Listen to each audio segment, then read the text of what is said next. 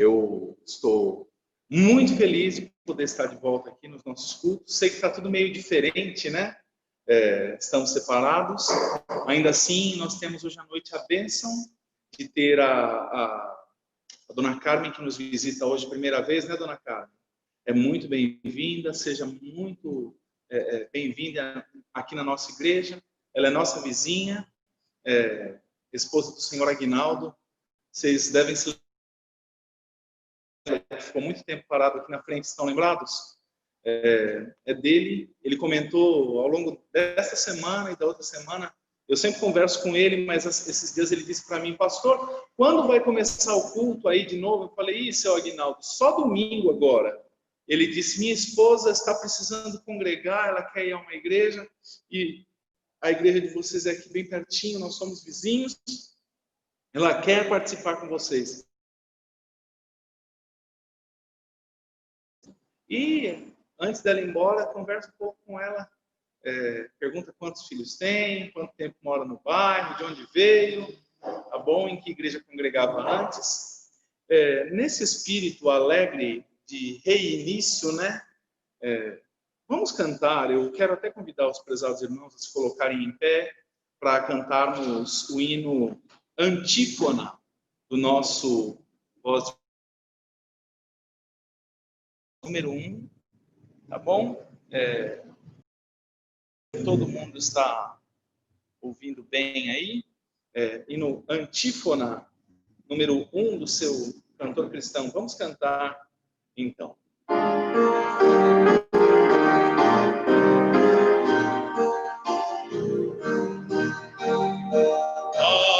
ti, ó Deus,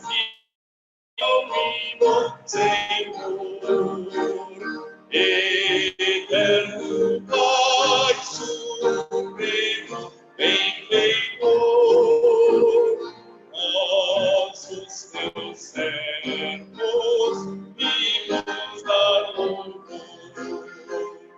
Aleluia, aleluia.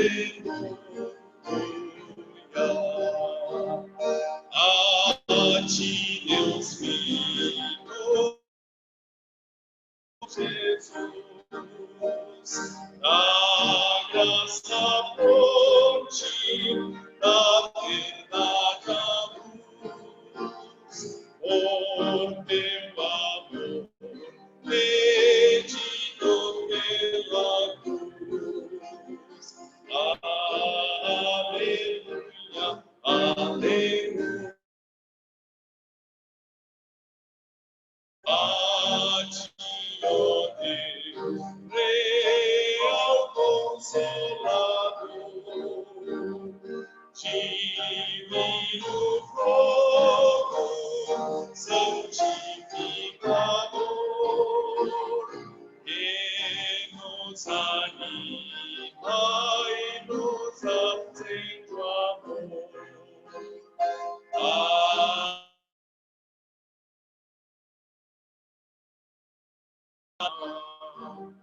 A ti, Deus Trino, poderoso Deus, estás presente sempre junto aos teus, a ministrar as bênçãos lá.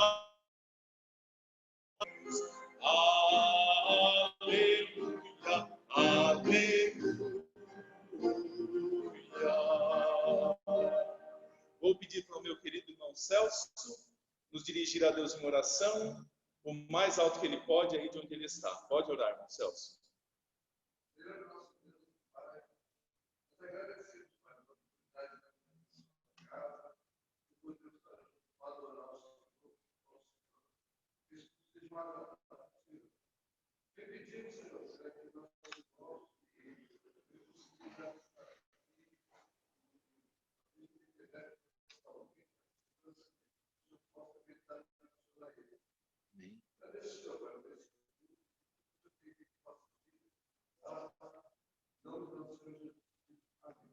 Amém. Bem, podem se assentar. Eu gostaria de saber entre os irmãos se alguém dentre os irmãos gostaria de agradecer. Eu agradeço, e quero começar agradecendo pela bênção que é poder retornar ao espaço físico onde a igreja se reúne. É uma bênção poder ter cada um de vocês aqui hoje à noite, de encontrar os irmãos presencialmente, não virtualmente, né? Nossos cultos estavam sendo eletrônicos e agora eles. Quem mais gostaria de agradecer? Manéia.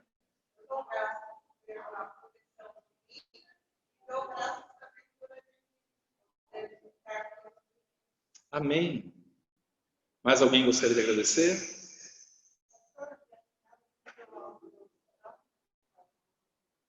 Sheila. Muito bem.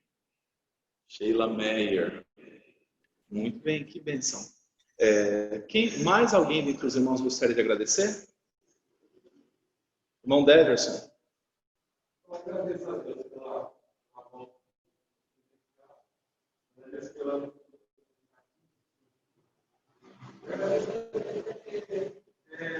parece que meio assim a gente pode perceber mais trabalhar de. Isso é verdade. E eu louvo a Deus por isso, porque é verdade mesmo. É no meio da crise que muitas vezes a gente ainda na nossa vida, né? Mais alguém gostaria de agradecer? Irmã Josefa. Amém. Amém. Não entendi o final, irmã. Amém. Sim, sem dúvida. Sem dúvida. A nossa oração é que Deus continue nos protegendo, nos abençoando. Esse problema de saúde ainda não acabou, né? Quem mais gostaria de agradecer hoje à noite? Qualquer um deles. Muito bem. Vamos passar a uma outra parte, que é o momento dos nossos pedidos de oração. Você gostaria de pedir por alguma questão? Eu inclusive, estou sem caneta aqui. Eu vou pedir para minha esposa ou para o meu filho trazer aqui para mim uma caneta. Mas pode pedir que eu tomo nota assim que ele chegar. Alguém gostaria de apresentar algum pedido de oração? Que bênção. Todos, diga, né?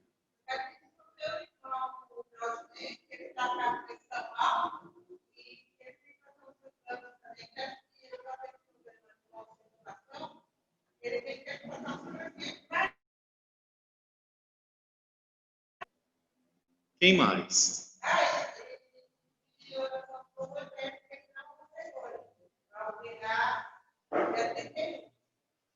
Tá bom, Rogério. Ele já está no nosso boletim, né? Rogério, cirurgia. Quem mais? Pedido de oração.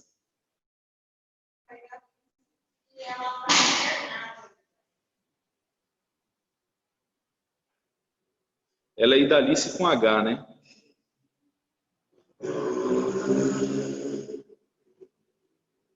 Saúde da dona Idalice. Quem mais gostaria de fazer algum pedido para nós orarmos como igreja? Enzo.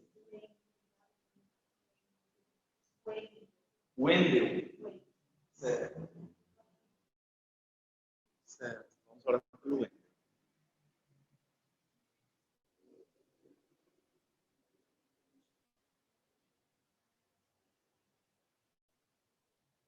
Mais alguém?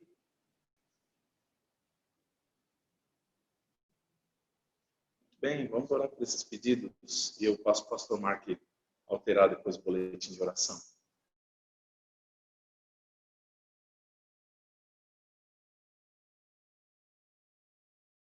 Nos permitindo retornar pela tua proteção, pela tua boa e poderosa mão conosco. Nós te agradecemos pela tua muita misericórdia. Pedimos que o Senhor continue nos dirigindo, nos abençoando. Suplicamos, ó Deus, pelo Claudinei, sua saúde, todos os aspectos. Oramos também, ó Deus, pela saúde da Idalice. Pedimos que o Senhor tenha compaixão dela, ela possa sair do hospital bênçãos ali. Oramos também, Senhor Deus, pela vida do próprio Rogério, que precisa fazer essa cirurgia e ainda não fez. Abre as portas para que tudo dê certo. E também oramos, ó Deus bendito, pela vida do Wendel. Todos esses pedidos, ó Deus, apresentados diante do Senhor, para que o Senhor faça conforme a tua vontade. Mas sabemos, ó Deus, que a despeito dos nossos pedidos e conhecendo o fato que o Senhor cumprirá o teu querer, entendemos, ó Deus, que é teu plano que nós oremos e que alcancemos essas bênçãos por meio da oração, por meio da confiança no Senhor. Vamos sim, ó Pai, orar até o ponto em que nossa oração seja simplesmente a confirmação da tua vontade. Pai Santo, atende a oração que te fazemos, não porque clamamos ao Senhor em clamamos por todo o teu povo, os que aqui reunidos estão e aqueles que estão acompanhando o nosso culto online. Em nome de Jesus Cristo, teu Filho, no qual oramos agora. Amém. Muito bem, vamos continuar cantando. E o nosso próximo hino é...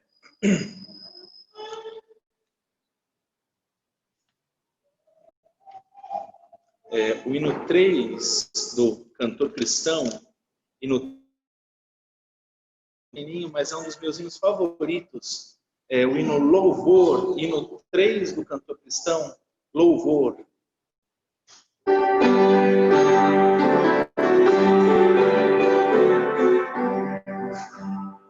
Ó gratos ao Senhor, ao vosso Rei, louvai, com alegria e com fervor, com alegria e com fervor. Celebrai seu culto, celebrai, a Ele pertencem bênçãos e sabedoria, sim, glória e soberania, agora e para sempre sem fim. Todos nós já cantamos esse hino, pelo menos alguma vez na vida, né? Então vamos cantar ele novamente. Eu vou convidar você para se colocar em pé. A gente cantar, eu sei que todos conhecem, eu vou cantar bem baixinho, que eu quero ouvir vocês aí por trás dessas máscaras. Tá bom? Eu sei que é muito difícil cantar de máscara, tá bom? Ó gratos ao Senhor, não posso renovar, com alegria e com temor, com alegria e com temor, seu povo celebrai, a Ele pertencem bênção e sabedoria, sim, glória e soberania, agora para sempre sem fim. Muito bem, ainda vamos continuar cantando o hino número 5, Presença Divina. Nessa mesma posição em pé, vamos cantar assim, às 4.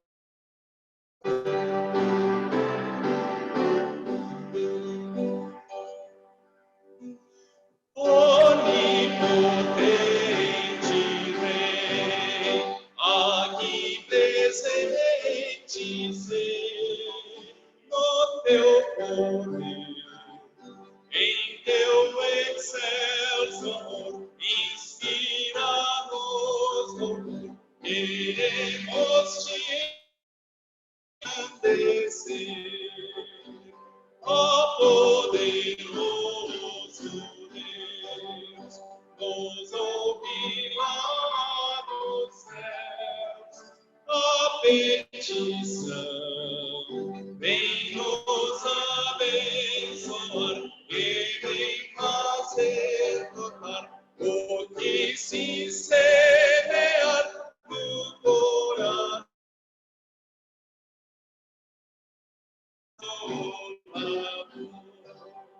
Ser testificador da redenção, no tempo vem vingar a obra completar, das manchas vem limpar o coração, ó grande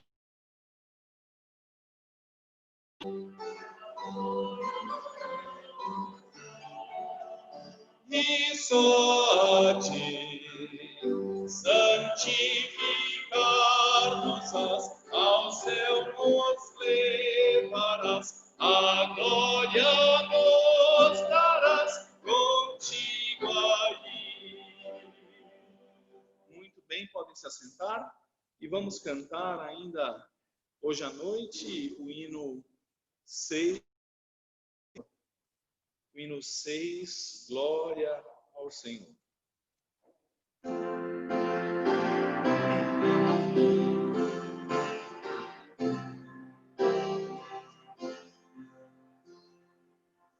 A nosso Pai do céu, imutável, meu, glória e louvor. Filho deu por nós morreu, a quem nós doeu, glória ao Senhor.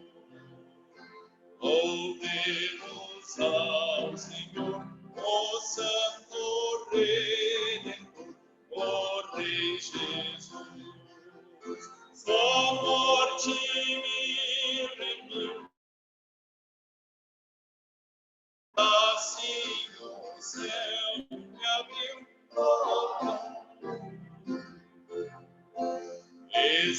Espírito de Deus, andado por Jesus, louvor a ti. De Cristo grande amor, revela instruído, semeador, louvor a ti. Louvemos com ardor, com gozo e com fervor, o Filho Deus, eternamente alinha, abraçador, trindade santa a ti. Muito bem. Eu vou chamar agora o pastor Marcos. Ele tem a palavra para pregar para nós hoje à noite.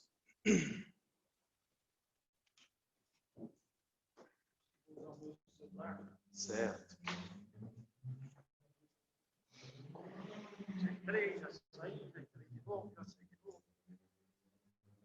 Mas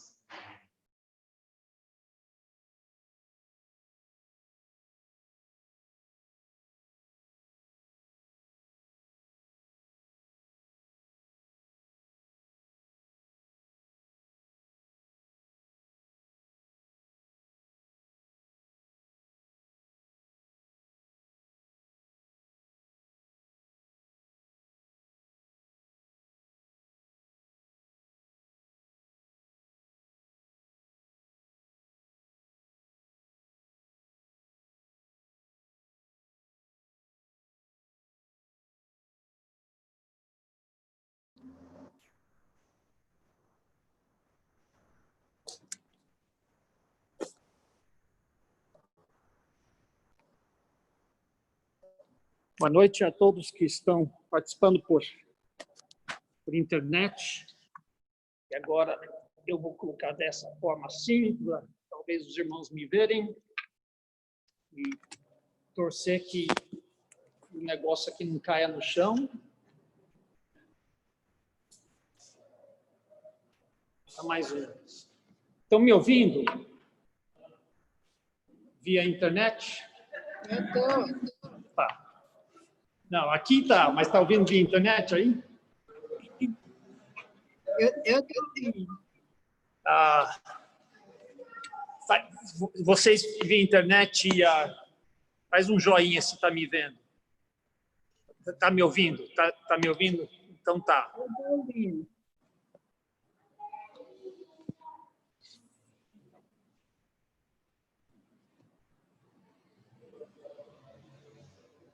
Descobri uma coisa, o meu computador ele tem reconhecimento, ele me reconhece E aí abre, né? Não preciso digitar senha, só que se eu estou de máscara não me reconhece. Me vê um mascarado e ele ia achar ruim.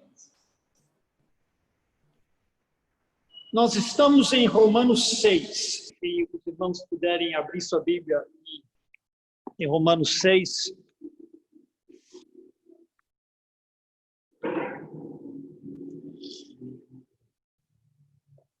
O pastor vai ficar torto, mas não tem.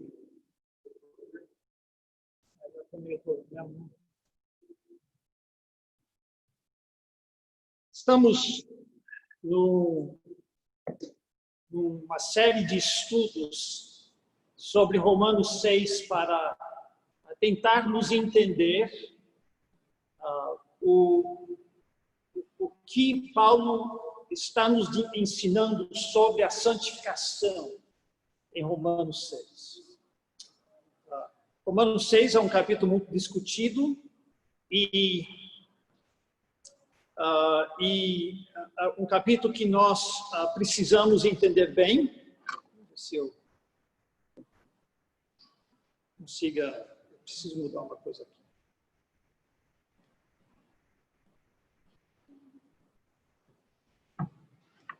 E nós vimos na primeira mensagem que é uma das explicações que Paulo dá sobre o que significa estar debaixo da graça. Lembra que em Tito, capítulo 3, capítulo 2, ele diz que a graça salvadora, trazendo salvação, se manifestou a todos nós, ensinando-nos a renegar certas coisas e a viver de certa forma. O que ele não explica em Tito, capítulo 2, é como é que a graça nos ensina, como é que a graça nos educa, quais são os argumentos que a graça usa.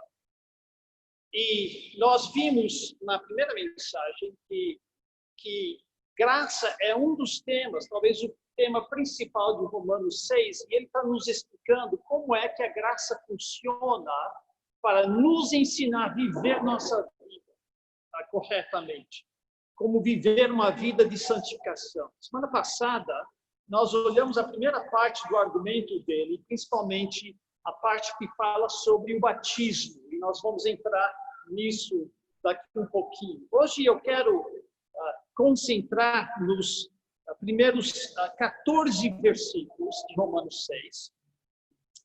E eu quero começar essa semana, aliás, foi semana retrasada, perdi um professor de teologia muito querido meu, aliás, quase, eu não lembro assim, dá para me ver. Você fica pequeno aqui, você olha lá que você vê melhor. Quase tudo que eu sei de Romanos 6 eu aprendi dele. Agora eu fiz mais pesquisa e acrescentei mais coisas, mas foi ele que me deu a base. E ele era muito engraçado. Uma das coisas que ele fazia era mexer com letra de hino, transformar. Nós temos o hino do cantor cristão, no 376, que diz: livres do medo, temos ficado, Cristo morreu levando o pecado. Conhece? Livres do medo, temos ficado, Cristo morreu levando o pecado. Isso não é uma ruim tradução, mas em inglês, literalmente, diz alguma coisa assim: livres da lei, que bela canção. Não é livres do medo, livres da lei, que bela canção. Jesus morreu e tem a remissão. Cristo morreu e a remissão. Ele pegava esse hino e dizia assim: não é para cantar dessa forma, livres da lei, que bela canção, posso pecar com sua permissão. Né? Uma vez que eu estou livre da lei, eu posso pecar com a permissão de Jesus Cristo. Somos, de fato, livres da lei.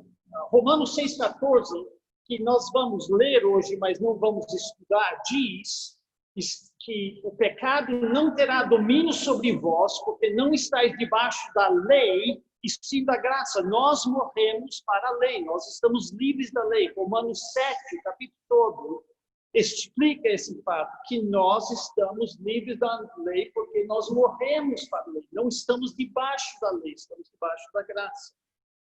Mas isso não significa que temos permissão para pecar. Aliás, muito pelo contrário. Nós não podemos continuar no pecado. E o capítulo começa com essa pergunta: e que diremos, pois? Permaneceremos no pecado para que seja a graça mais abundante? E Paulo responde: não, não, não, de modo nenhum. É muito forte o que ele diz. Nem pensar. O problema é que muitos cristãos vivem como se isso fosse a verdade, como se estivessem permissão para viver no pecado.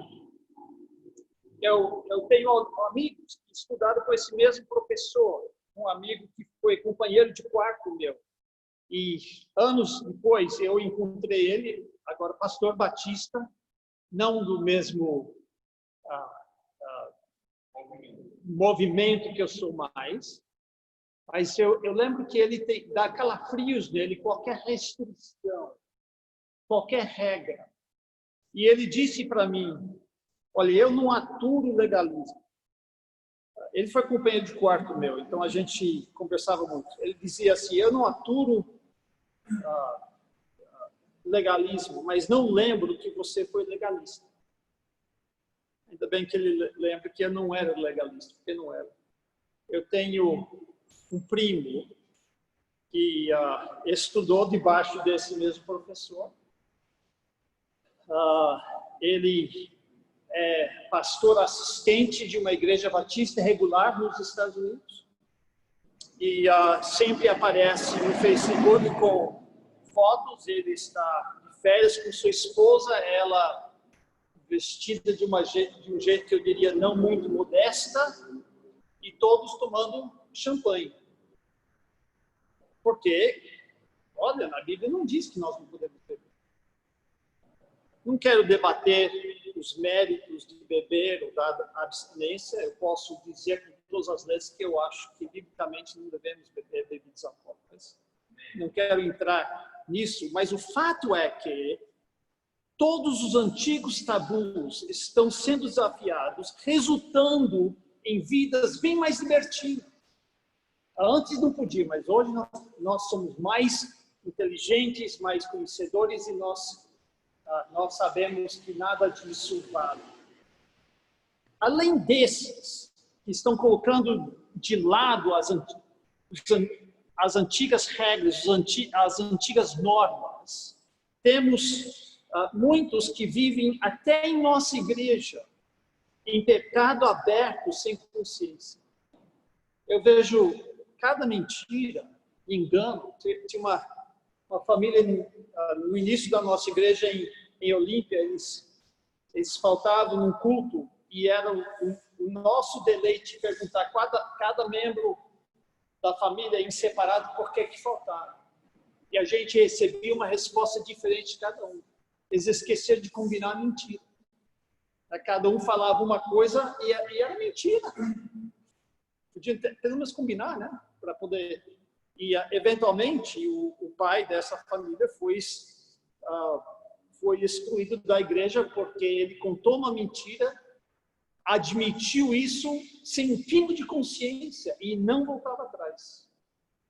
E ele mesmo disse: não, eu tive que mentir, senão isso ia me custar caro. Então, custe caro, né? Mente para a sua própria... fale a verdade para o seu próprio prejuízo. Não é esse provérbio que Salmo diz, um dos Salmos diz?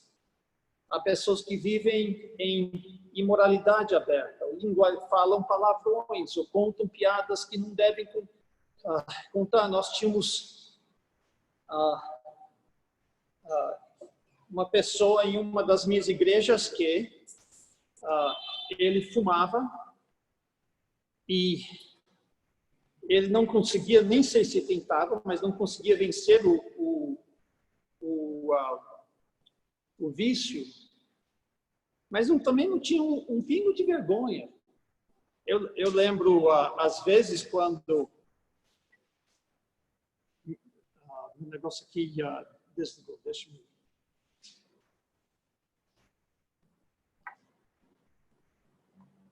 Lembra uma vez que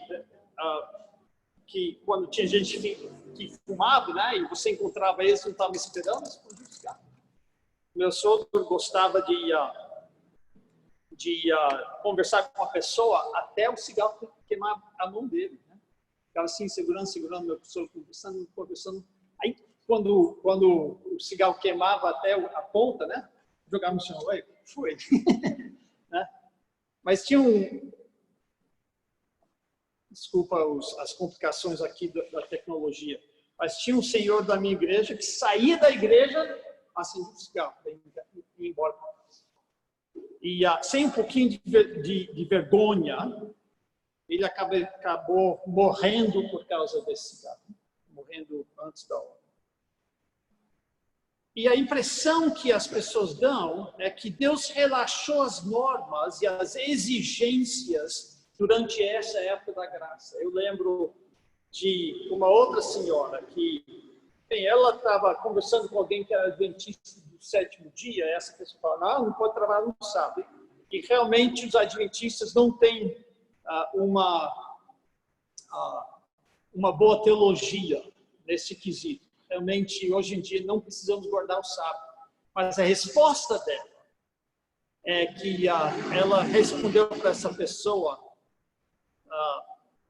mas Deus entende que hoje as coisas são difíceis aqui na Terra. Ele está deixando algumas coisas passar. Ela não estava errada em insistir que não precisávamos guardar o sábado. Ela estava errada no argumento, essa ideia de que Deus relaxou as normas, que as coisas são difíceis, que Deus entende quando nós não pecamos.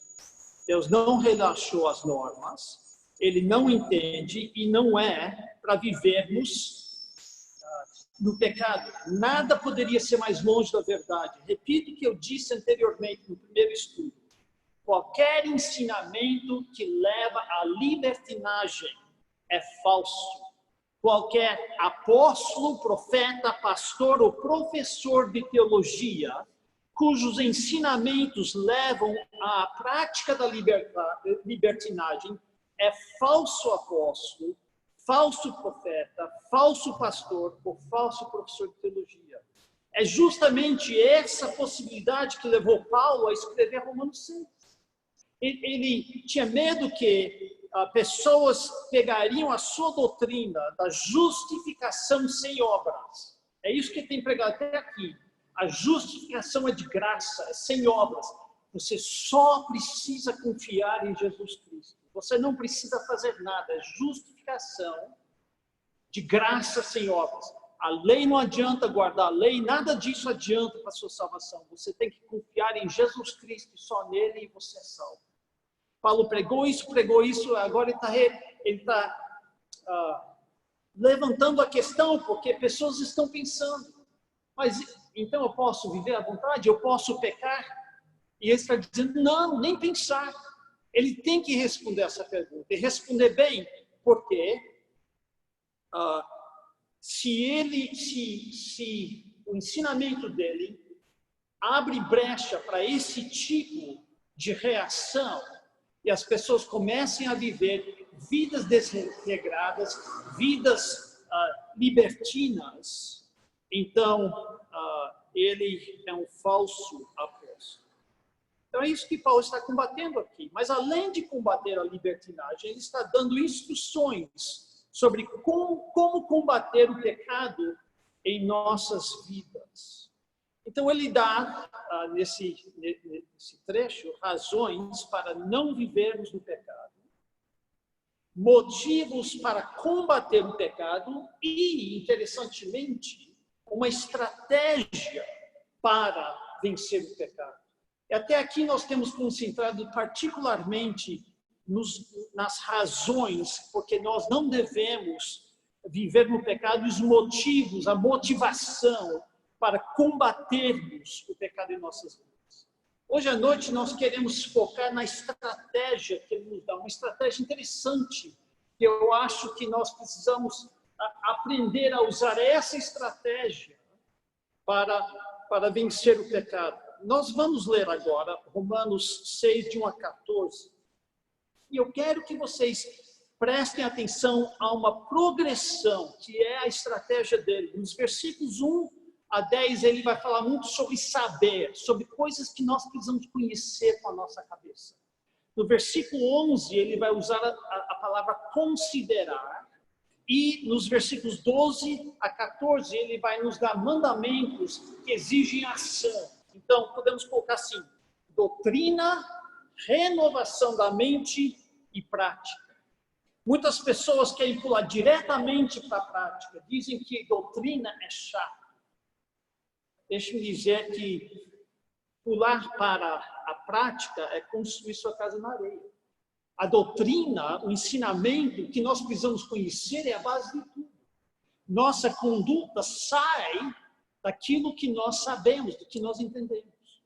E a maioria nem se toca na necessidade de mudar a forma que pensamos. Mas Paulo bate nessa tecla em passagem e mais passagem. Romanos 12, 2. Não vos conformeis com esse século, mas transformai-vos como? Pela renovação da vossa mente. Tem que renovar a mente, a forma que você pensa. Efésios 4, 22 a 24, aquela passagem que fala que devemos tirar a roupa do antigo homem, do velho homem, colocar a roupa do novo homem, mas no meio, o quê?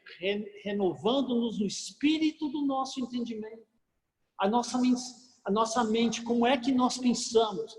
Nós temos que mudar a forma que pensamos. Então, eu quero que vocês vejam isso. Eu vou destacar as palavras para vocês verem. Então, Romanos capítulo 6, versículo 1. Que diremos, pois? Permaneceremos no pecado para que seja a graça mais abundante? De modo nenhum. Como viveremos ainda no pecado, nós os que para ele morremos? Ou porventura ignorais?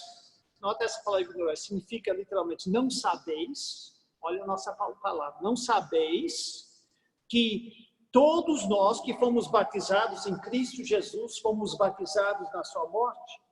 Fomos, pois, sepultados com ele na morte pelo batismo, para que, como Cristo foi ressuscitado dentre os mortos pela glória do Pai, assim também andemos nós em novidade de vida. Porque se fomos unidos com ele na semelhança da sua morte, certamente o seremos também na semelhança da sua ressurreição. Versículo 6, sabendo isto, está vendo a ênfase naquilo que nós precisamos saber, sabendo isto, que foi crucificado com ele nosso velho homem, para que o corpo do pecado seja destruído e não sirvamos o pecado como escravos. Porquanto quem morreu está justificado do pecado. Ora, se já morremos com Cristo, cremos que também com ele viveremos. Nota a nossa palavra de novo, sabedores de que havendo Cristo ressuscitado dentre os mortos, já não morre, a morte já não tem domínio sobre ele. Pois quanto a ter morrido, de uma vez para sempre morreu para o pecado, mas quanto a viver, vive para Deus. Então nós precisamos saber certas coisas. Agora no versículo 11, assim também vós, considerai-vos mortos para o pecado, mas vivos para Deus em Cristo Jesus. Isso não é simplesmente um jogo de um truque psicológico que nós fazemos, mas um fato diferente de encarar o pecado e encarar a nossa vida. Considerai-vos mortos. Isso é a forma de internalizar, de transformar a nossa mente para reagirmos de forma diferente. E agora vem a prática, versículo 12. Não reine, portanto, temos três mandamentos aqui, três imperativos. Não reine, portanto, o pecado em vós como mortal, de maneira que obedeçais às suas paixões, nem ofereçais cada um os membros do seu corpo ao pecado, como instrumentos de iniquidade, mas oferecei-vos a Deus como ressurretos dentre os mortos, os vossos membros a Deus como instrumentos de justiça, porque o pecado não terá domínio sobre vós, pois não estáis debaixo da lei, se da graça. Então essa é a estratégia. Nós temos que lutar contra o pecado, e lutar ferrenhamente. Mas como? Nós precisamos saber certas coisas, doutrina, precisamos considerar certas coisas, isso é a renovação da nossa mente, e precisamos agir, colocar em prática o que nós aprendemos. Então, o que é que nós precisamos saber? A coisa que nós precisamos saber, está no versículo 2, é que nós morremos para o pecado. Ele diz, como viveremos no pecado, nós os que para ele morremos. Esse é o fato que nós precisamos saber. Nós que somos salvos em Jesus Cristo, morremos para o pecado. Essa morte para o pecado não significa ou não impossibilita o pecado. Né? Normalmente, quando você morre para alguma coisa, você não pode mais... Uma pessoa morta não pode fazer nada. Né? O Zezinho, ele era pinguço, aí ele bebe, finalmente o fígado dele não aguenta e morre. Aí ele está lá no caixão e os amigos dele de bar chegam lá com uma garrafa de pinga, tiram a tampa e ó Zezinho. E Zezinho faz nada. Por quê? Porque está morto. Ele não pode... A pinga perdeu sua força? Não. É que Zezinho morreu. Ele não está mais lá. Normalmente, então, quando temos morte, temos uma incapacidade aqui, mas não é isso que Paulo está dizendo. Ele não está dizendo que a nossa carne morreu. Nós morremos de uma outra forma. Como assim que nós morremos para o pecado? Ele vai nos explicar que a vida no pecado, pelo fato de morrermos para o pecado, a vida no pecado é incoerente. E ele mostra como,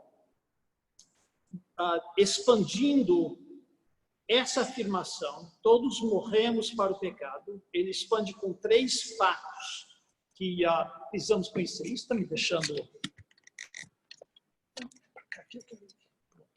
Deixar mais pesado desse lado, ver se não dou um jeito. Primeiro fato que nós estudamos semana retrasada, fomos batizados em Cristo Jesus, versículos 3 a 5.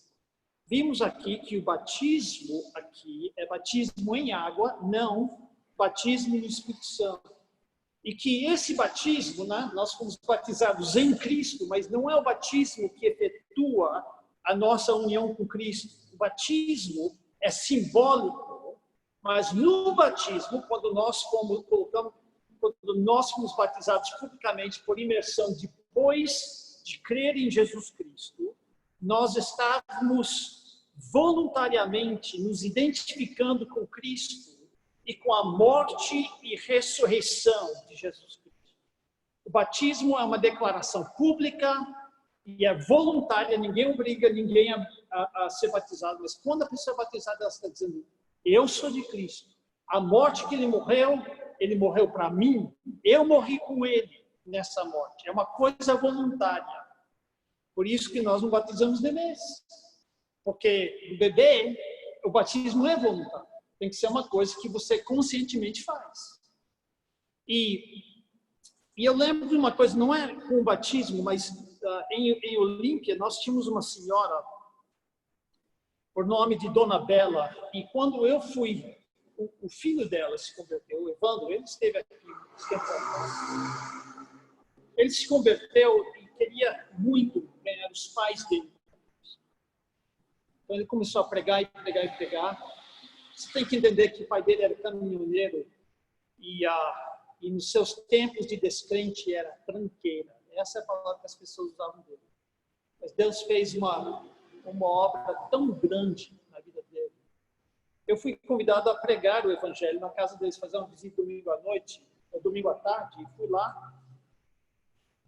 E preguei, e o seu Pedro virou para mim, virou para a esposa dele e disse, Dona Bela, vamos colocar nossa fé em Jesus Cristo, mas Evandro sabia o que estava acontecendo no coração da mãe dele, que eu havia esquecido. Ele disse, mas você pode crer em Jesus Cristo e em Nossa Senhora ao mesmo tempo? Eu disse, não. Você é um ou outro. Ou você crê em Jesus Cristo, que morreu pelos seus pecados, ou você crê em Nossa Senhora. E ver quem é que pode ser. Não pode crer nos dois, confiar nos dois para a sua salvação. Aí a Dona Bela respondeu assim, então, Eu sou devota da Nossa Senhora desde pequena, não vou mudar agora. Saí de lá decepcionado. Voltei numa quinta-feira, na próxima quinta-feira, e eu pensando, se a Dona Bela se converteu, se Pedro bem. Está vendo, Dona Bela, que só Cristo morreu para os nossos pecados, a senhora precisa confiar nele e só nele? E eu estava meio ignorando o seu Pedro. Ele disse, eu via, por isso que eu coloquei minha fé em Jesus Cristo terça-feira passada. Né? O Espírito Santo age de uma forma que a gente não vê. Mas a essa altura, tanto o Evandro quanto o Edmilson, os filhos mais velhos, já eram salvos. Edmilson casado e seu Pedro, agora salvo, começou a ir para a igreja, levando a Dona Bela junto. E ela começou a participar. E Evandro, eu lembro, estava fazendo exército, servindo o tiro de guerra que tem lá em Olímpia. E foi um domingo à noite, e eu não dava apelo sempre, mas no início da igreja, às vezes, a gente dá. Né? E eu disse, será que tem alguém que quer colocar sua fé em Jesus Cristo? Nós ainda estávamos reunidos na igreja velha, que era muito estreito, e ela estava bem perto. Ela deu uns 2 passos para frente e veio para frente. E alguém, eu não sei quem falou com ela, ela recebeu Cristo aquela noite. Mas eu lembro disso. Hoje, tanto ela como o seu Pedro estão no céu. Mas eu lembro disso com uma clareza, porque era uma coisa tão obviamente voluntária. Ela finalmente chegou ao ponto de dizer, Nossa Senhora não, Jesus Cristo. Confiar nele e nele somente. O batismo só foi a declaração.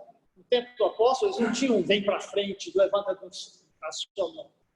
No tempo dos apóstolos era, você quer colocar sua fé em Jesus Cristo? Você quer simbolizar isso? Eu quero. Então vamos lá para o Rio, eu vou te batizar. Esse era o tempo do Novo Testamento. Hoje nós fizemos isso um pouco diferente, porque a gente tem tanto batismo, tanta igreja por aí, a gente quer ter certeza que eles entendem o que é fé em Jesus Cristo e o que é o batismo. Não foi batizada mais tarde, mas foi batizada voluntariamente mediante sua fé em Jesus Cristo. É uma coisa onde ela está dizendo, eu sou seguidor de Jesus Cristo, estou deixando Nosso Senhor de lado. E é isso que o nosso batismo nos ensina.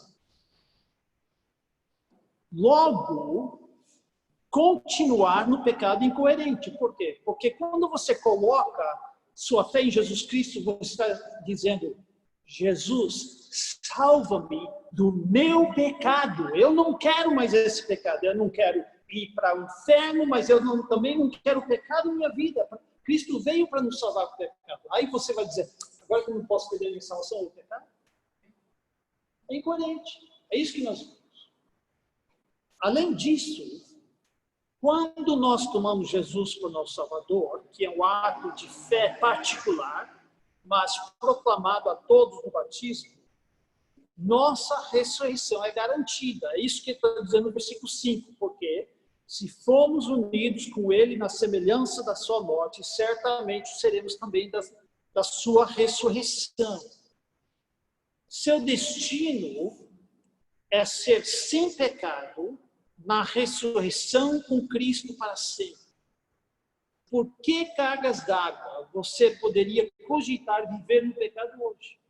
Quando você coloca sua fé em Jesus Cristo, você está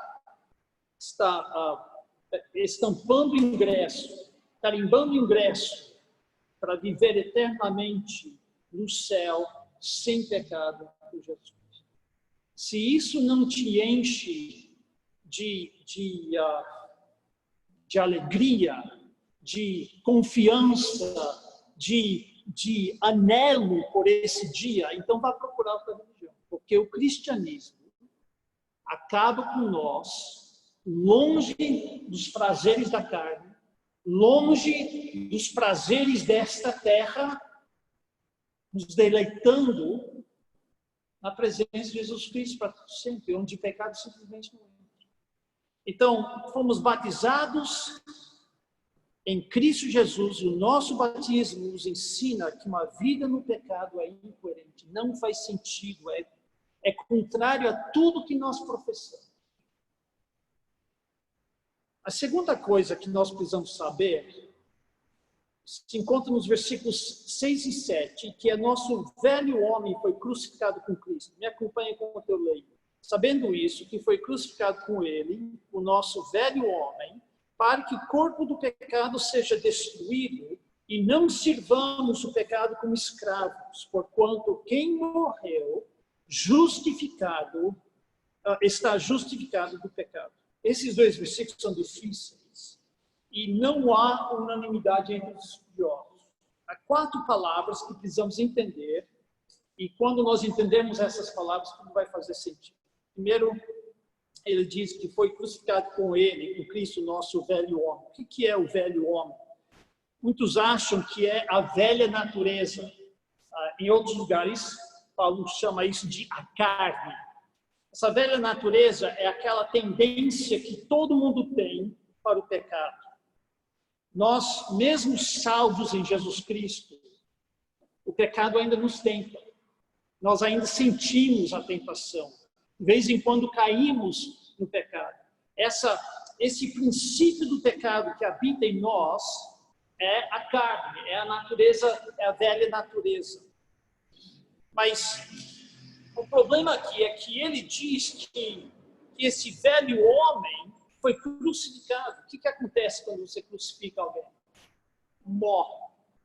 Se o velho homem fosse a carne e a carne morresse, estivesse de fato morto, nós não poderíamos ter. Mas nós todos sabemos que a velha natureza está divina assim.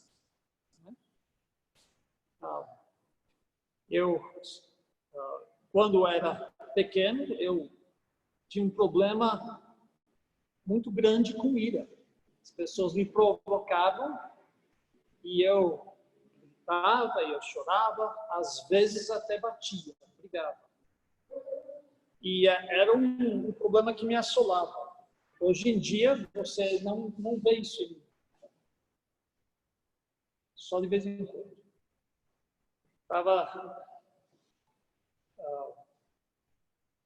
Eu estava no acampamento, o primeiro acampamento da igreja de Guaíra, que está fundando, eles tiveram um problema com um pastor que saiu.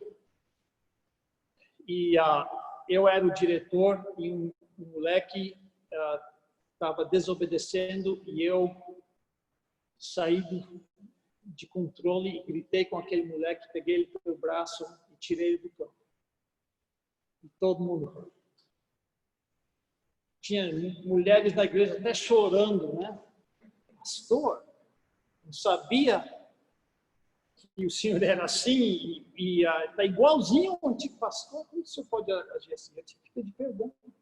Eu perdi completamente a linha. Eu disse, olha, eu avisei para vocês que eu não era uma pessoa calma. Eu pequei. Eu perdi o controle das minhas emoções e agi de uma forma que eu não deveria fazer. Às vezes aquela velha natureza ainda... Né? Por isso que eu não gosto de ser diretor de acampamento, porque eu sei que não vou dormir direito, vou estar irritado com alguma coisa e se tocar do jeito errado, me responder da forma errada, eu respondo e aí depois vou ter que pedir perdão. Então, como eu sei que isso é um defeito com o qual eu luto, um pecado que ainda habita aqui dentro, eu tento evitar essas situações, para não provocar minha velha natureza. Então, o velho homem não pode ser velha natureza, porque a velha natureza está viva.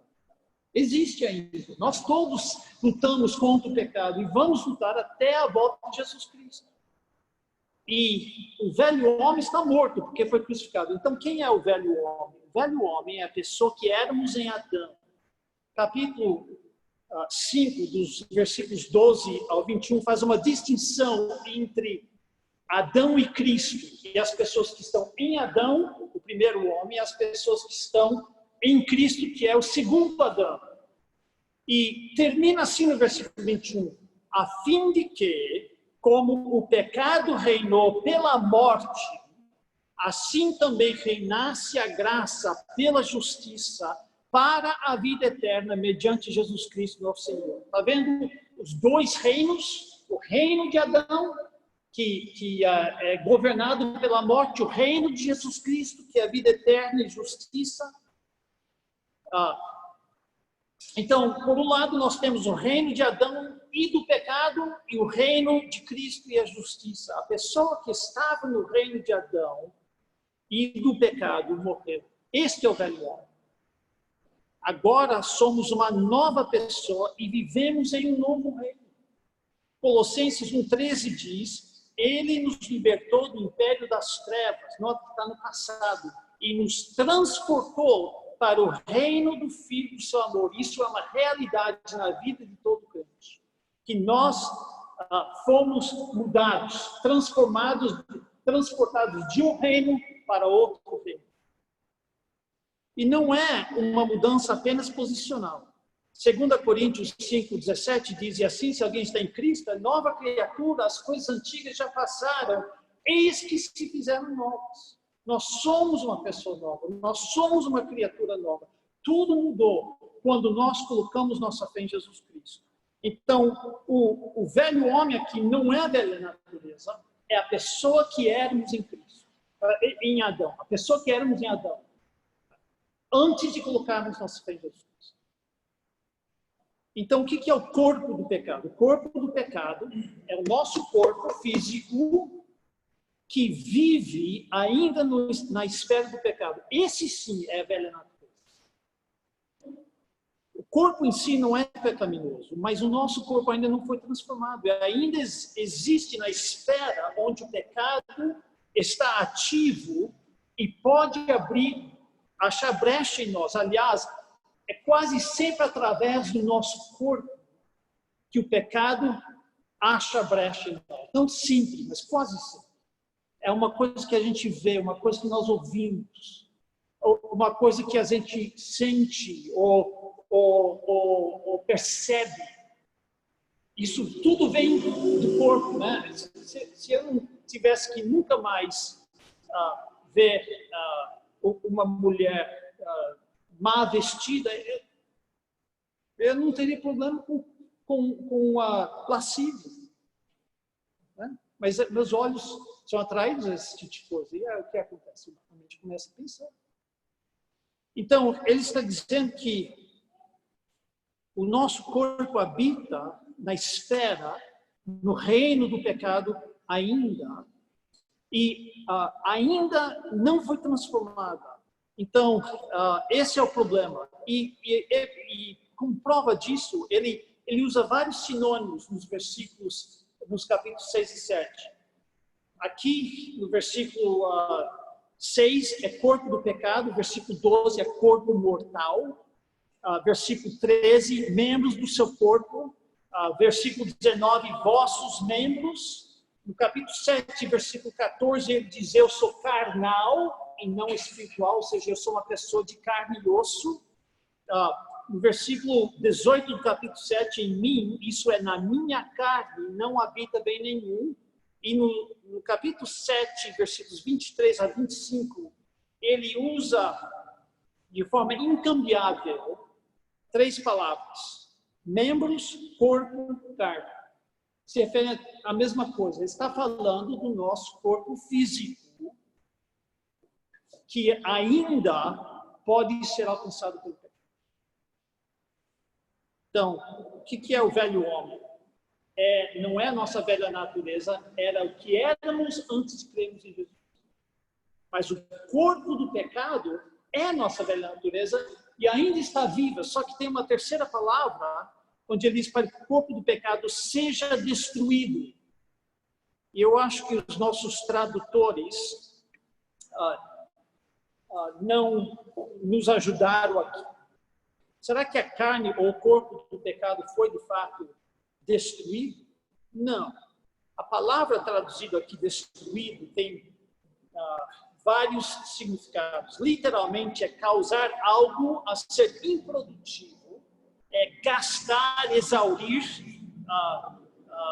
jogar fora. Metaforicamente, tem duas coisas. Pode significar invalidar ou tornar incapaz, ou pode significar abolir, colocar de lado e apagar. Os nossos tradutores pegaram isso no segundo sentido, que o corpo do pecado poderia ser abolido, mas não é isso. Pode ser invalidado, pode ser tornado incapaz, pode ser neutralizado. Por que eu digo isso? Porque Paulo, no versículo 12, vai nos instruir a não deixar o pecado reinar em nosso corpo mortal. Se o nosso corpo mortal tivesse sido abolido ou destruído, o pecado não poderia reinar em nosso corpo mortal. Então, ele não está dizendo que o pecado, que o nosso corpo mortal, que a nossa velha natureza foi eliminada. Não foi eliminada. Mas, o ponto aqui é que eu posso, que ele foi neutralizado, que eu posso, hoje, por causa do Espírito Santo que habita em mim, eu posso dizer não para o pecado e sim para Deus. Eu ainda caio, mas o que ele está dizendo é, você não precisa cair, você não tem desculpa. Porque o seu velho homem morreu, isso é, a pessoa que você era antes de crer em Jesus Cristo, hoje você tem a capacidade de neutralizar a sua vida. Você não precisa ceder. Antes, nós éramos escravos do pecado.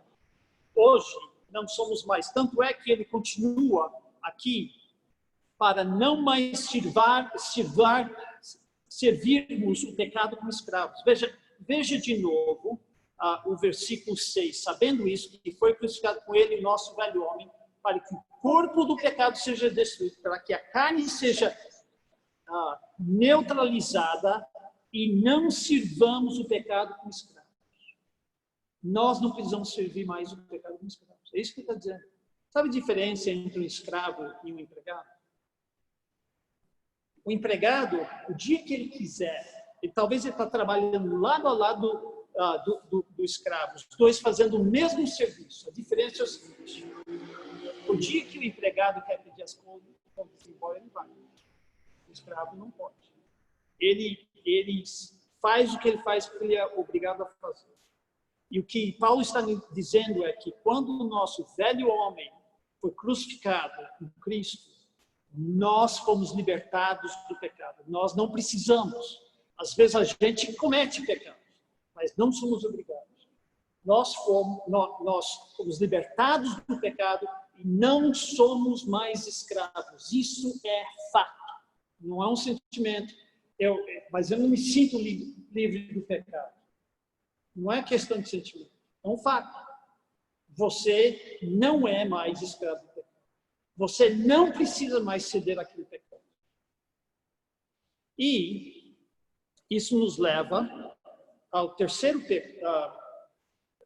a terceira palavra, é a palavra justificado, porquanto quem morreu justificado está do pecado. Justificado normalmente significa declarado inocente. Aqui não significa declarado inocente, não faz sentido. Significa liberto. Quem morreu, liberto está do pecado, mas não é a liberdade de um ex-escravo ou refém. Você é escravo, alguém vem e te liberta, agora você tem sua liberdade e você não é mais escravo. Não é esse tipo de liberdade. É a liberdade de um ex-réu. Alguém que pagou a dívida com a lei e agora está livre. Diferença, está vendo? Escravo, você está debaixo do poder da pessoa. Réu, você está debaixo da autoridade da pessoa. Mas como Cristo pagou pelos nossos pecados, nós morremos com Cristo. Nós somos libertados judicialmente do pecado. Paulo vai dar um exemplo disso quando a ler no capítulo 7. Ele diz no capítulo 7 que uma mulher está casada com um homem e se ela ficar com outro homem e o marido dela ainda vivo, ela é adúltera. Mas se o marido dela morrer, a morte quebra a lei do casamento e ela pode contrair novas núpcias sem ser uma adúltera. Todos nós sabemos desse fato, né? Da mesma forma, ele diz, nós estamos debaixo da lei, mas aí nós morremos em Cristo, e agora a morte quebrou a autoridade que a lei tinha sobre nós. Aqui, isso no capítulo 7, aqui no capítulo 6, ele está dizendo que a morte quebrou a autoridade que o pecado tinha sobre nós. Nota que Paulo aqui muda para a terceira pessoa. Até aqui ele está falando na primeira pessoa. Nós que morremos para o pecado, nós que fomos batizados em Cristo. Mas no versículo 7 ele diz, quem morreu justificado do pecado? É um ditado, ele muda para a terceira pessoa, porque está afirmando um princípio geral, que a morte quebra relacionamento. A morte me liberta, né? Você tem um criminoso. Esses dias executaram 3 criminosos federais nos Estados Unidos, primeira vez em não sei quantos anos. E a Suprema Corte permitiu executar 3. Eles mereciam o que receberam, mas se eles pudessem ressuscitar, estariam livres do castigo. Né? Eles morreram por pecado que cometeram. Estão agora justificados do seu pecado, diante da lei, isentos, porque pagaram o castigo. É o que ele está dizendo para nós. Nesse ponto, Paulo está dizendo que precisamos saber que não apenas viver no pecado não faz sentido porque morremos para ele no batismo, mas ele está nos ensinando o seguinte, não é necessário. A autoridade do pecado sobre nós foi quebrada. Estamos em outro reino e o pecado não tem mais direito de coibir a obediência da nossa parte. Nós não precisamos servir o pecado com isso. Nós fomos justificados, fomos libertos do pecado. Terceira coisa que nós precisamos saber é que a ressurreição de Cristo garante a nossa ressurreição. Isso nos versículos 8 e 10. Veja que ele está dizendo que a ressurreição de Jesus quebrou o poder da morte e garante a nossa ressurreição. Eu vou ler. Versículo 8, Romanos 6, 8. Ora, se já morremos com Cristo, cremos que também com ele viveremos, sabedores de que, havendo Cristo ressuscitado dentre os mortos, já não morre. A morte já não tem domínio sobre ele, pois quanto a ter morrido, de uma vez para sempre morreu para o pecado, mas quanto a viver, vive para Deus. A ressurreição de Jesus foi completamente diferente das outras ressurreições que temos na Bíblia. Temos muitas ressurreições na Bíblia. Eu nunca contei, mas pelo menos uns 10. Mas a diferença dessas ressurreições para as ressurreições de Jesus Cristo é que todos esses que foram ressuscitados morreram de novo. Já é difícil morrer uma vez, imagina ser ressuscitado, ter que passar por tudo isso de novo. Mas Lázaro, coitado, teve que morrer 2 vezes. Jesus Cristo é diferente, porque quando ele ressuscitou, ele conquistou a morte. Ele morreu uma única vez. Essa ressurreição dele o tirou da esfera do pecado e da morte e o colocou na esfera da vida para todos sempre. E esta ressurreição garante que seremos unidos com Cristo um dia, também na ressurreição, para nunca mais morrer. Se Cristo não tivesse ressuscitado dos mortos, nós não teríamos a esperança da ressurreição. Mas note uma coisa interessante. 1 Coríntios 15, 3, no versículo que todos nós decoramos, diz que Cristo morreu pelos nossos pecados. Esse versículo está afirmando que ele morreu como substituto dos nossos pecados. Ele morreu em favor dos nossos pecados. Mas aqui diz que Cristo morreu para o pecado. Aí você coça a cabeça. Como assim ele morreu para o pecado? Porque não são a mesma coisa. Versículo 2 diz que nós morremos para o pecado, mas o homem nunca pode morrer pelo pecado. Como que isso poderia acontecer? Teria que ser Jesus Cristo que morre pelo pecado. Mas nós, como Cristo, morremos para o pecado. Como assim? Significa que Jesus morreu e teve que morrer para o pecado dele? Não. Mas significa que ele viveu na esfera e no reino do pecado.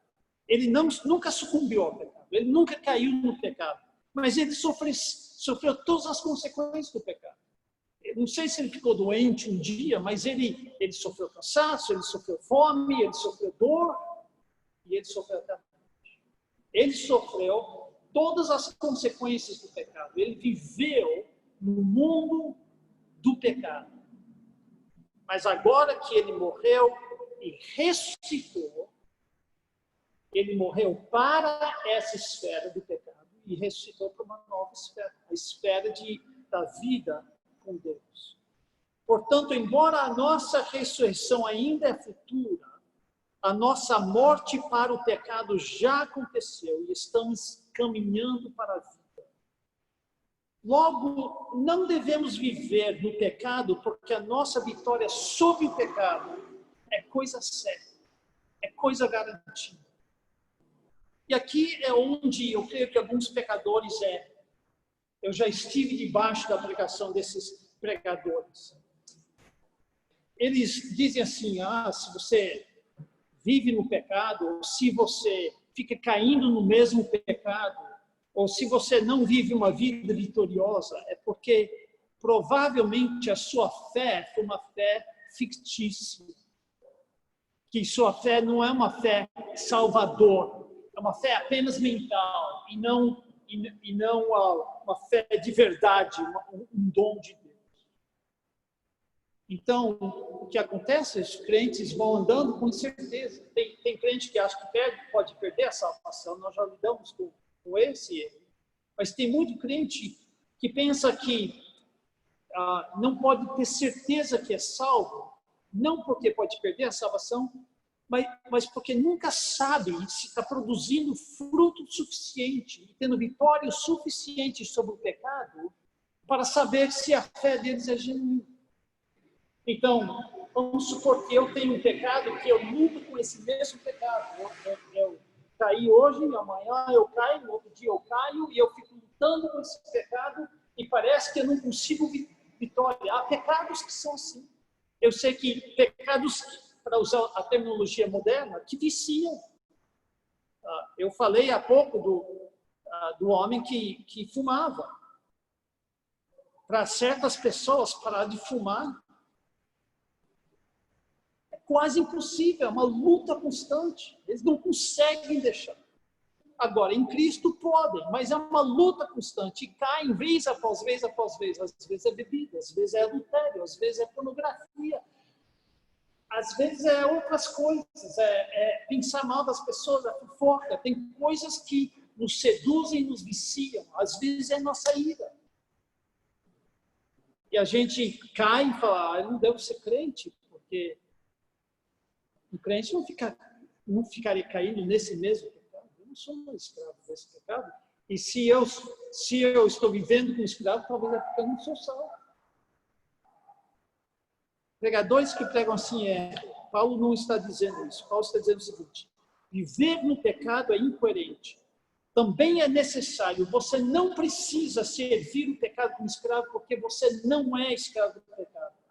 Mesmo assim, de vez em quando você peca. Às vezes, você até luta com o mesmo pecado. Mas quando isso acontece, de forma alguma você deve pensar, talvez minha fé é inútil, talvez minha fé é defeituosa, talvez a minha fé não é fé salvadora, talvez eu não sou uma pessoa salva, porque se eu fosse, não ficaria caindo nesse pecado. De modo nenhum você deve pensar assim. Paulo está dizendo o oposto: se você creu em Jesus Cristo e o seu batismo foi genuíno, no sentido que é uma profissão de fé genuína da sua fé em Jesus Cristo, não é o batismo que faz alguma coisa, é a sua fé que faz alguma coisa. O pecado não terá a última palavra. Amém. Você cai nesse pecado hoje, você caiu ontem, você caiu ontem, você fala, estou desesperado, não consigo deixar esse pecado. Ele está dizendo, esse pecado não vai ter a última palavra. Um dia você vai vencer. Por quê? Porque Cristo ressuscitou para nunca mais morrer. Ele morreu por pecado e você também, que está confiando em Jesus Cristo, morreu por pecado e vai viver com Ele sem pecado. Não precisa ficar desesperado. Confia em Jesus Cristo. Olha, só tem um jeito de salvação. A salvação é pela fé em Jesus Cristo. E fé é fé. É só confiar única e exclusivamente em Jesus Cristo que você salva. E se não for assim, Deus é um mentiroso, enganoso. Ele é alguém que está fazendo jogadinha de palavra. Confie na promessa dele. Quem crê no Filho tem a vida eterna. Quem não crê está sob a condenação. Se você crê, você tem essa garantia que um dia você vai ressuscitar e vencer o pecado. Cristo ressuscitou e isso garante a nossa ressurreição. Então precisamos saber isso. O pecado não faz sentido para nós. Porque nós corremos para Jesus Cristo para nos ver livres. E nós fomos batizados em Cristo Jesus, afirmando para todo mundo: eu sou de Jesus Cristo, Ele me livrou do pecado, Ele está me salvando hoje do pecado. Nós não precisamos pecar, porque nosso velho homem morreu, foi crucificado com Cristo, e isso faz com que podemos dizer não para o pecado e sim para Deus. Não precisamos mais servir o pecado como escravos, porque legalmente o pecado não tem mais autoridade sobre nós. E pelo fato de Cristo ter ressuscitado e conquistado a morte, e nós unidos com Ele na morte dele, nós temos essa certeza: o pecado não terá a última palavra em nossa vida. Nós, um dia, vamos nos ver livres de todos os nossos pecados. E isso nós precisamos saber. Mas, em segundo lugar, nós precisamos renovar nossa mente. E agora eu quero correr rápido para o fim, porque essas partes têm menos debate. Temos que colocar esse conhecimento em prática. E a primeira coisa que percebemos é que é uma coisa saber fatos, outra coisa é fazer esse conhecimento parte dos móveis do nosso interior, fazer parte da mobília da nossa imaginação.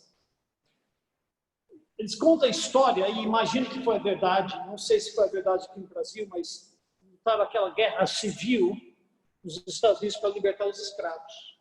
Depois que finalmente libertaram os escravos, tinha alguns escravos que ainda respondiam aos seus mestres e faziam o que o mestre mandava. Eles não tinham que fazer, eles não viram ou não se sentiam livres da escravidão. Ainda obedecendo o mestre velho, e o mestre não tinha autoridade mais sobre eles, estavam libertos, pela lei estavam libertos. E às vezes nós ainda nos sentimos escravos do pecado. Mas aí que Paulo diz no versículo 11, assim também vós considerai-vos mortos para o pecado, mas vivos para Deus em Cristo Jesus.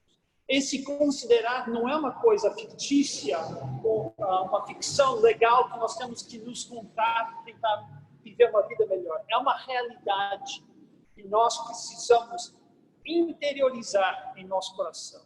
C.S. Lewis diz que o problema não é tanto a fé versus aquilo que nós enxergamos, mas é a fé contra a nossa imaginação. Sabemos pela fé que tudo que eu disse aqui é verdade.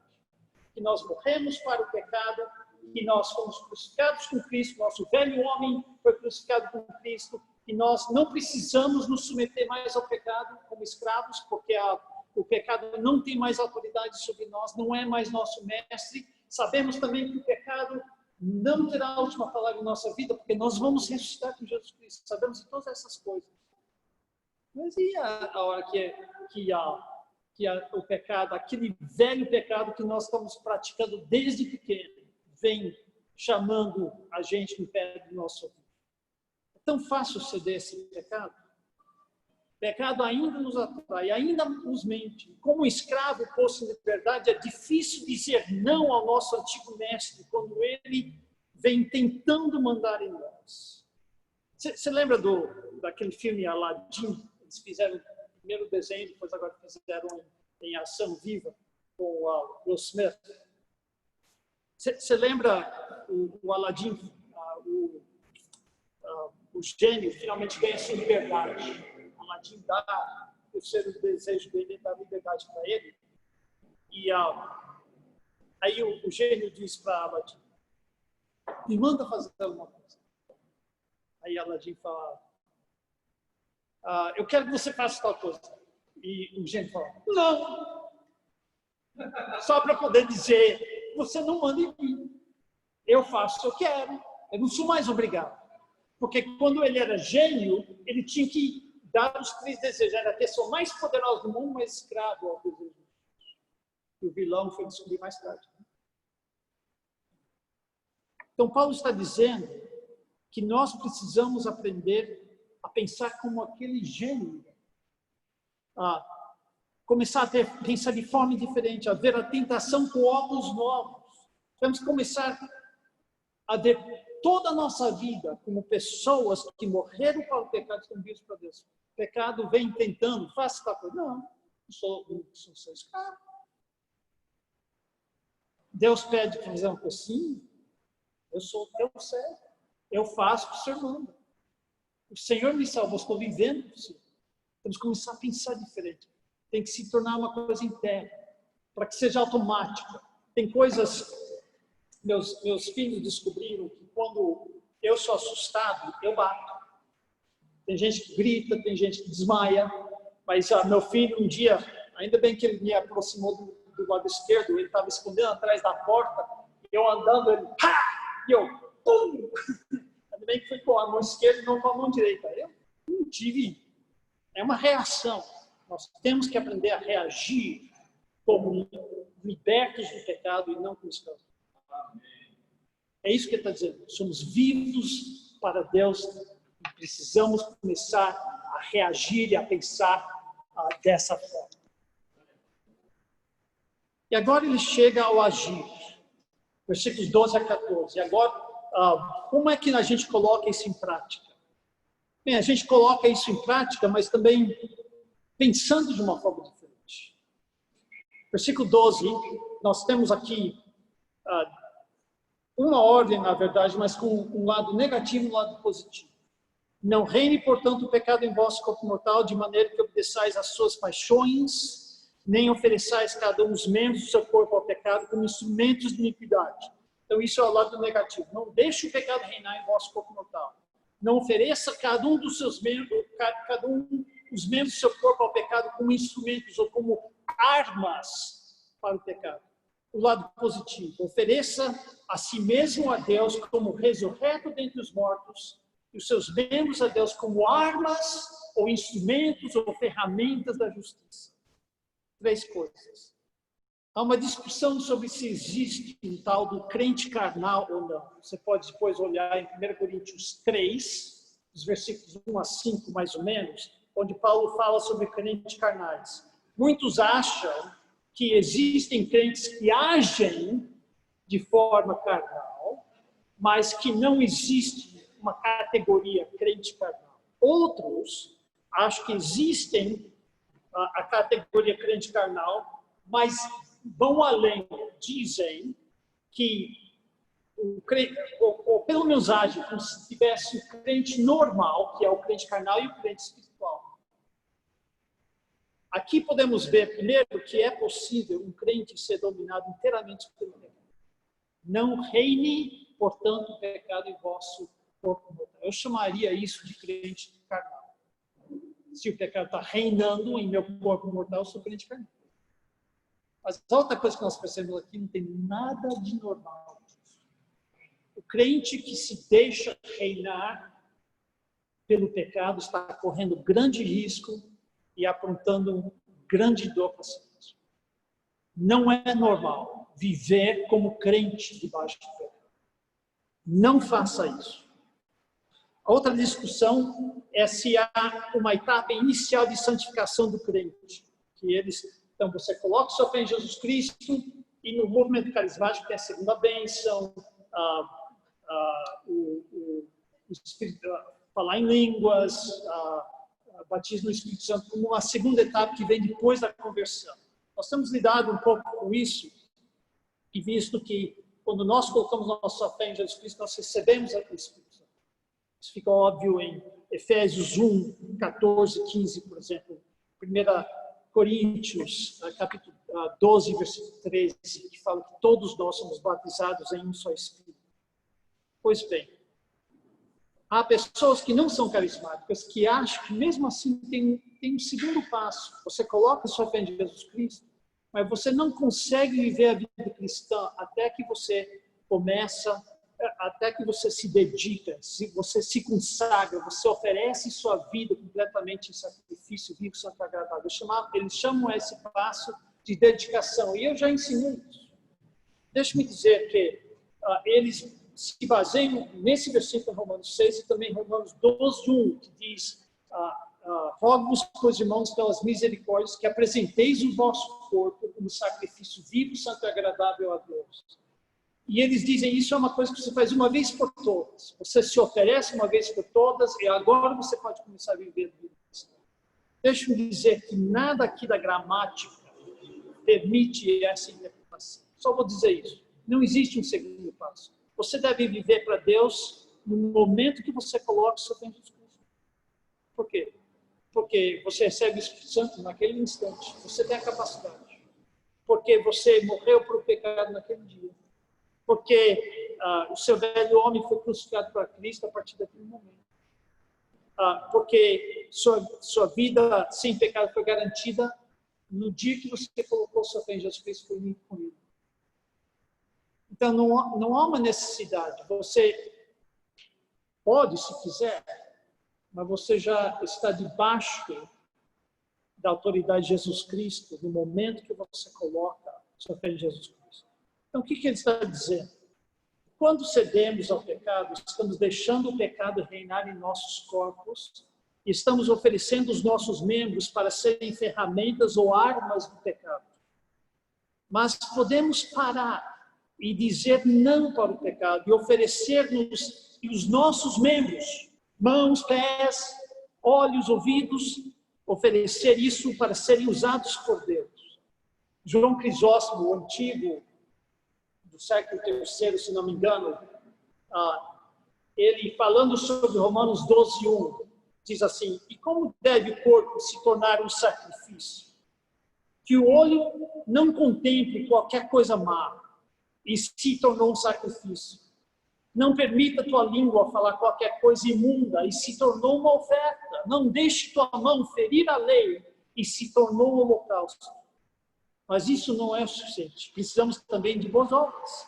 Que a tua mão pratique esmolas, que a boca abençoe os que te amaldiçoem e os ouvidos encontrem tempo para ouvir as Escrituras. Amém. Isso é não oferecer meus membros, meu corpo, como ferramentas do pecado, mas oferecer a Deus. Deus, toma minhas mãos, meus pés. Começa a pensar nisso. Toda vez que você cai no pecado, você deixou que o pecado usasse os seus membros, o seu corpo, como arma para o mal.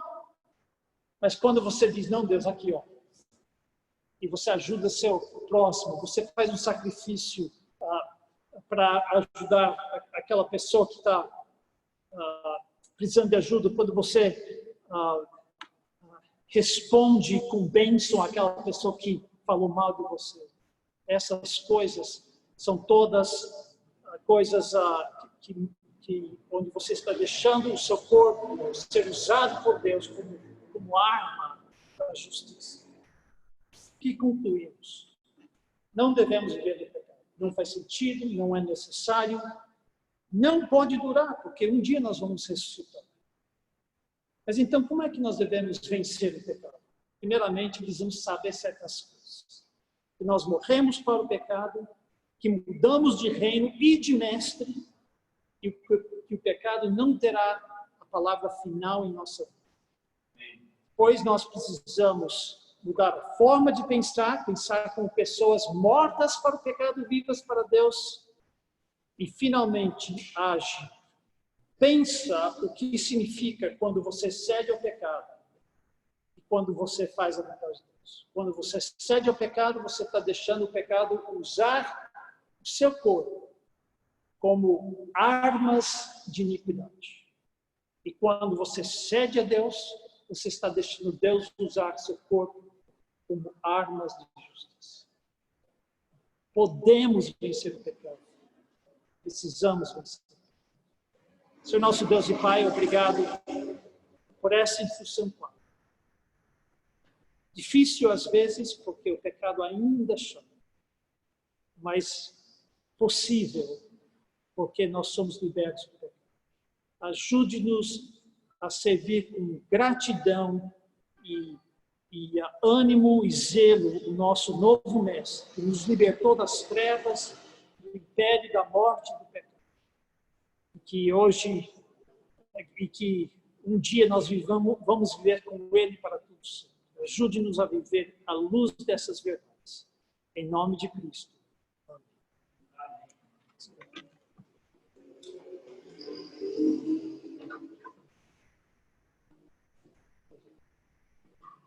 Muito bem. Parecendo assim um babador. Irmãos,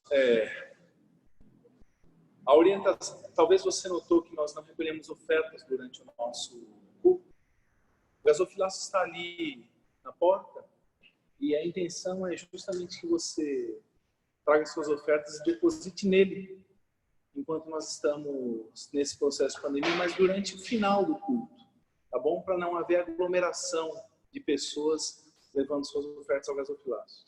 Se você quiser depositar suas ofertas por meio da conta da igreja, você pode ficar à vontade. Se você precisar do número, fala com a gente te informa. Na terça-feira, às 20 horas, nós vamos ter nosso estudo de Filipenses. Estou pedindo para você não faltar, continuar estudando sua Bíblia, leia todos os dias da semana Filipenses.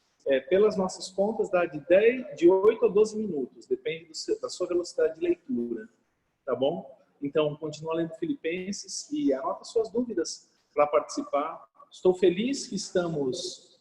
diga. Capítulo 2. Estou feliz que temos tido uma boa assistência. Se você não tem participado do nosso grupo da igreja, não tem recebido a convocação ou o convite para participar daquele estudo bíblico, fala comigo que eu acrescento você no grupo para você poder participar. Tem sido uma grande bênção. Também estou pedindo, por favor, vamos orar. Nós precisamos reconquistar um espaço nosso, que é o nosso estacionamento aqui embaixo. Hoje de manhã eu comentei com um vizinho aí que eu ia precisar usar o espaço. Ele falou, pastor, aqui já está tudo dominado. Né? Evidentemente ele falou brincando, e todos aqueles que utilizam-se daquele espaço têm sido muito prestimosos e rápidos para atender ao meu pedido. Tira o carro, por favor, daqui, que eu vou precisar usar esse espaço. Mas nós precisamos zelar daquele espaço lá embaixo, e isso envolve muitas vezes algum tipo de despesa, tá bom? Então, nós estamos pensando em algumas coisas. Eu pensei numa corrente, o pastor Marco falou, mas vamos roubar de novo, porque nossa corrente foi roubada. Então, vamos orar para Deus nos dar a direção do que fazer ali embaixo. Estou pensando em pequenos portões, mas ainda é coisa para agora e tem algumas coisas ainda para fazer para que a igreja volte às suas atividades mais normalmente. Estou feliz, nossos irmãos podem participar, mesmo os que estão distantes. Estou feliz também que você chegou a esse culto. A irmã Anitta vai tocar um hino ao piano e o nosso culto está encerrado. Infelizmente, nós não podemos ficar aqui mais 10 minutos, tá bom? Batendo papo. Dentro de alguns instantes a porta vai ser fechada e eu não estou mandando ninguém embora, mas você vai precisar ir embora, tá bom? Deus abençoe.